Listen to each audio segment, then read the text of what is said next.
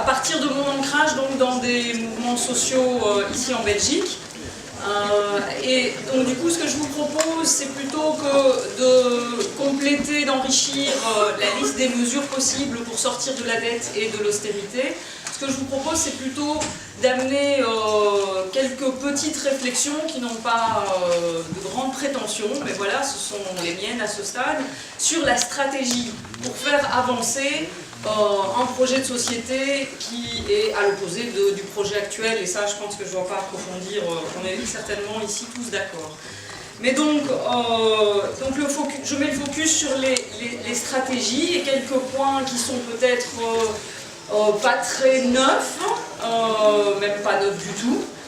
Je dois dire que la stratégie du mouvement ouvrier, pour moi, pour nous, elle reste éminemment pertinente. Même si aujourd'hui les réalités de mobilisation notamment sont beaucoup plus complexes et beaucoup plus difficiles à mettre en œuvre. Mais donc un premier élément d'abord c'est rappeler l'importance et les bien-fondés de l'éducation populaire. Voilà, je pense qu'on n'en sortira pas, mais si on ne prend pas ce temps de fourmi, ce temps long, même s'il y a urgence, si on parvient à construire des actions dans la durée, alors qu'on est dans une société de l'urgence où l'actualité nous tombe dessus tous les jours avec des pertes de droits sociaux, de droits économiques, de démocratie, ça n'empêche que nous, en tant que mouvements sociaux, nous devons continuer, et même plus que continuer, renforcer ce travail à la base, avec toutes les victimes, même j'aime pas ce mot-là, mais voilà, toutes les personnes qui subissent l'austérité et les effets, notamment du remboursement de la dette. Mais donc, l'éducation populaire, c'est quoi? Ben, c'est partir des réalités vécues.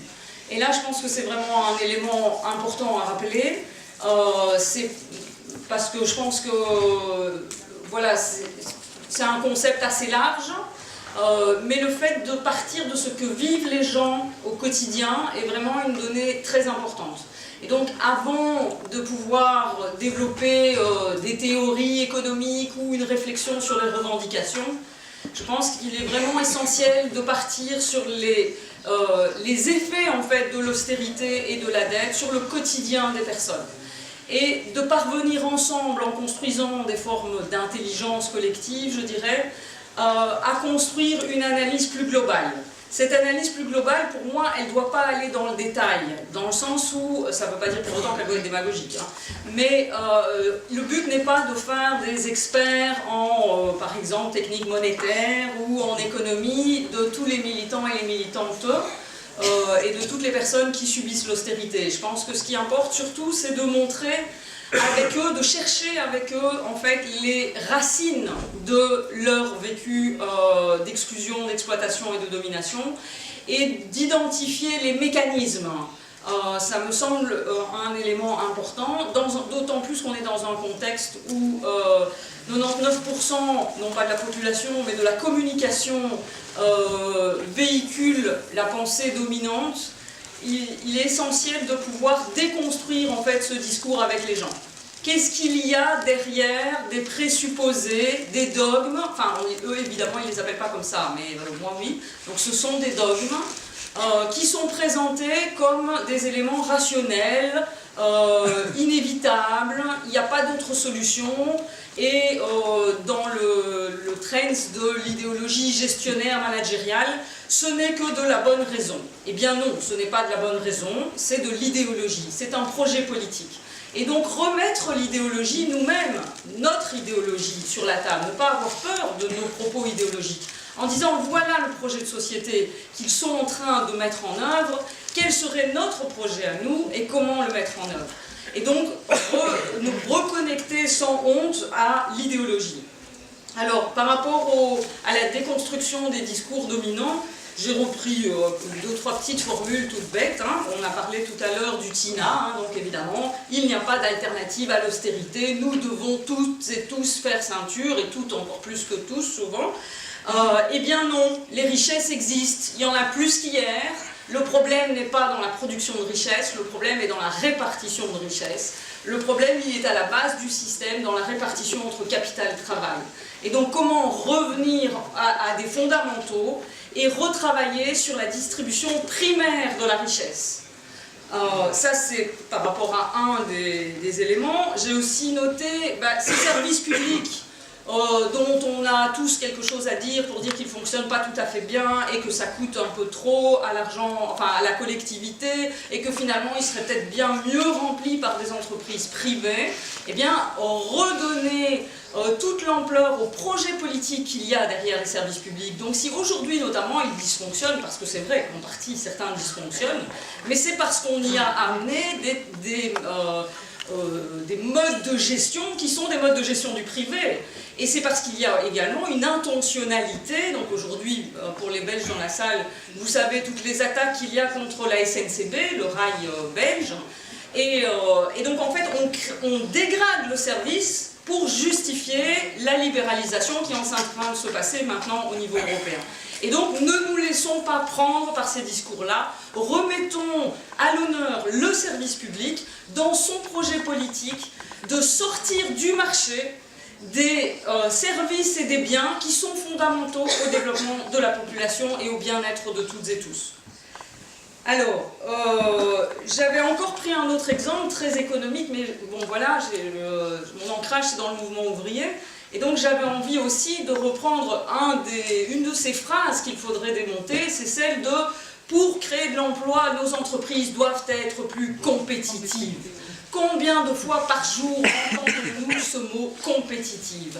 Mais pour rendre les entreprises plus compétitives, on le sait tous, la recette est la seule recette. Le premier dogme, c'est « il faut être compétitif dans une économie ouverte ». 2, il faut diminuer le fameux, avec 4 guillemets, coût du travail. Et donc ça veut dire qu'il faut empêcher les personnes d'accéder aux biens qu'ils produisent eux-mêmes. Et donc là, il y a vraiment à reposer les questions de à quoi sert l'entreprise, à quoi sert l'économie et à qui appartient l'entreprise. Et vous vous en douterez, pour moi, l'entreprise, elle appartient à ses travailleurs et à ses travailleuses. Et si on est dans cette logique-là, on se retrouve du coup dans un autre schéma, un autre modèle. Le but n'est pas d'être plus compétitif, de baisser les salaires en opposition avec les travailleurs du bout du monde qui travaillent, eux, dans des conditions encore plus dégueulasses, avec des salaires encore plus dégueulasses et avec une protection sociale encore moindre. C'est ensemble qu'on doit se réapproprier l'économie. Ce sont des fondamentaux qui, à mon avis, doivent ressortir d'un travail d'éducation populaire. Excusez-moi, j'ai un cheveu sur la langue. Donc un travail de fourmi, comme j'ai dit, mais à la fois sur le long terme et urgent à faire. Et donc avec une remise en cause fondamentale du système économique actuel et de tout ce qui sert à le justifier. Dans ce travail d'éducation populaire, il y a évidemment une dimension aussi importante, surtout aujourd'hui où beaucoup de militants et de militantes ne perçoivent, ont une difficulté de percevoir les enjeux, mais aussi les cibles. Eh bien, c'est important, me semble-t-il, de revenir sur un discours à qui sert cette économie-ci et donc contre qui devons-nous nous battre. Nommer les ennemis. Et pas seulement des institutions, parce que derrière les institutions, il y a des hommes et des femmes qui ont un projet qui est autre que le nôtre. Et identifier également des alternatives. C'est pour ça que je ne me donne pas l'autorisation ici de dire quelles sont pour moi les mesures politiques à prendre. Je pense que les mesures politiques à prendre, il faut qu'on en débatte tous à partir du moment où on est d'accord sur l'analyse de la réalité et de ses causalités. À ce moment-là, je pense qu'émerge assez facilement un modèle, pas un modèle, mais en tout cas des éléments qui constituent l'alternative. Alors ce travail d'éducation populaire, il faut le faire avec un maximum de monde, donc les personnes qui subissent l'austérité, c'est-à-dire 99% de la population, en ayant une attention particulière pour les personnes qui le subissent de la manière la plus forte, donc avec les milieux populaires. Mais je pense qu'il faut aussi le faire, même si ça paraît plus complexe, avec les personnes qui sont complices malgré elles de ce pouvoir et de cette domination. Et je pense notamment aux travailleurs du secteur bancaire. On a d'ailleurs, M. Lambert était avec nous ce jour-là, on a fait toute une démarche en fait pendant 2 ans qui a notamment abouti à 2 colloques sur la régulation bancaire avec les travailleurs du secteur bancaire qui ont subi des cures d'amaigrissement. Donc en gros, 50% du personnel des banques a été licencié depuis la crise de 2008 en Belgique. Mais donc, le problème, c'est que parfois, on peut se retrouver, nous, personnes engagées, à les diaboliser eux. Or, je pense que c'est vraiment important d'essayer de construire les alternatives avec un maximum de gens, y compris avec les travailleurs du secteur bancaire, qui ne sont pas ceux qui décident de, comment dire, du fonctionnement et de la finalité de la banque. Et donc, on a par exemple travaillé avec eux sur toutes les perspectives, donc à la fois comment défendre leurs emplois, défendre leur salaire, tout en remettant en question le rôle même de la banque. Et donc dans cet esprit de se dire, si l'entreprise appartient à ses travailleurs, comment les travailleurs du secteur bancaire peuvent se réapproprier leur banque ou nos banques, puisqu'on a notamment eu une discussion sur les banques publiques, les banques coopératives, et cette discussion a été jusqu'à l'hypothèse de la socialisation du secteur bancaire. Voilà, donc ça, je pense que ce sont des éléments dans une perspective de débat, d'analyse et de construction d'alternatives. Alors, le deuxième gros point sur lequel j'avais envie d'insister, c'est l'importance de la convergence. Convergence des causes, tout en ne niant pas leur spécificité. Il ne s'agit pas de dire tous ensemble contre ou avec ou pour une chose. Je pense qu'il faut être attentif à respecter les personnes qui se mobilisent pour le climat, les personnes qui se mobilisent pour leurs droits en tant que travailleurs migrants, les femmes qui se mobilisent pour leurs droits en tant que femmes, les travailleurs sociaux qui se mobilisent pour leurs droits et le bien fondé de leurs services. Donc à la fois allier toutes ces causes, parvenir à travailler ensemble et à agir ensemble en respectant et en faisant de la place à tous ces points de vue, à toutes ces analyses qui nous permettent ensemble de construire une analyse juste et complète. Et donc convergence des luttes, le mot lutte n'est pas anecdotique, c'est-à-dire pas se réunir, enfin si, ça doit passer par se réunir, discuter ensemble, mais ça doit aussi passer par des actions. Alors des actions longues, parce que malheureusement ce à quoi on doit s'attaquer est énorme, et donc c'est important de ne pas se retrouver à frustrer, entre guillemets, des personnes qui vont se dire, enfin nous on l'entend régulièrement, ah mais les manifs ça sert à rien, on en a fait une et puis ça n'a rien changé, mais une manif et 3 grèves, à nouveau je parle ici plus spécifiquement aux Belges, en 2014 on a eu un plan d'action syndicale, on a eu une énorme manifestation, on a eu des grèves tournantes et puis on a eu une grève générale. Et alors la question c'est qu'est-ce que ça nous a permis d'obtenir? Eh bien en tout cas le fait d'une reconnaissance des travailleurs organisés comme interlocuteurs. Après, est-ce qu'on continue, est-ce qu'on arrête? Là c'est une question importante qu'il aurait fallu pouvoir débattre à ce moment-là. Pour envisager la meilleure attitude à avoir. Mais donc, construire des actions en ayant conscience qu'elles vont être longues, oui, 2 minutes, qu'elles doivent être déterminées et qu'elles doivent être massives. Alors, peut-être, je vais finir par ça, si j'avais envie de vous donner 2 exemples de luttes qui sont à la fois,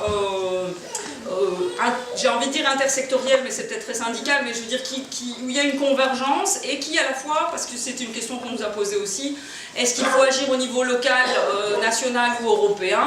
Pour moi, la réponse est très simple, il faut agir à tous les niveaux en même temps, et même au-delà du niveau européen, dans le niveau international. Et donc, si on fait l'erreur de n'agir qu'à un seul niveau, ça c'est mon analyse, hein, on en discutera après, mais je pense qu'on est d'office perdant.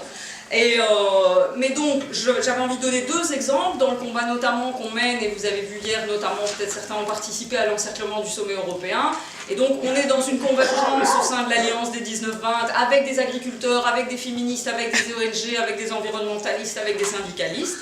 Et ensemble, on travaille à la fois au niveau local, avec des interpellations citoyennes pour essayer d'obtenir de nos communes des motions hors TTIP. C'est un travail sur lequel les personnes peuvent avoir une prise et peuvent se dire « j'ai réussi ». Ça, c'est un élément important. C'est dans un contexte où on n'arrête pas de perdre, redonner aux gens la confiance dans leur pouvoir d'agir et leur capacité de changer les choses, en leur donnant, enfin en construisant ensemble des perspectives, y compris micro et atteignables. Donc gagner, comment retrouver ce pouvoir de gagner. Et donc par exemple, les motions hors TTIP, il y en a plein en France, il y en a 106 en Belgique. Ben voilà, ce sont des citoyens organisés qui sont parvenus à obtenir ça. On n'a pas encore abattu la bête, mais on est sur la bonne voie. Et alors, je finis par un exemple plus syndical, mais que je trouve intéressant. Mais donc, par exemple, autour de l'aéroport de Roissy, la CGT a organisé les travailleurs des différentes entreprises. En fait, ce sont, je pense, quelque chose comme 40 000 travailleurs d'entreprises différentes qui sont des sous-traitantes et qui sont mises dos à dos avec la toute-puissance de l'entreprise donneuse d'ordre. Et donc, la démarche qui a été faite, c'est de se dire on se met tous ensemble dans une démarche démocratique qui vise à agir ensemble pour défendre ensemble un projet qui n'est pas celui des multinationales. Merci.